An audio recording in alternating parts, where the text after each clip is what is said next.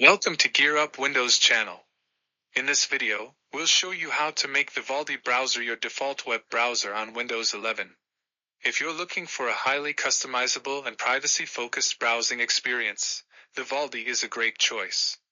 We'll guide you through each step to ensure your browser switch is seamless. Let's dive in and get Vivaldi set as your go-to browser on Windows 11. To set Vivaldi as your default web browser, first click on the Start button. Then, click on Settings gear icon. Alternatively, you can use Windows plus I keys on the keyboard to open Settings app on your Windows 11 PC. Under Windows 11 Settings, click on the apps in the left sidebar. On the right, click on Default Apps. Now, scroll down and click on Vivaldi.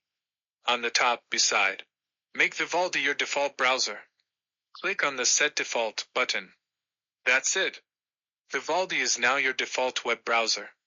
That means whenever you will open any link, it will automatically open in Vivaldi browser. Happy browsing!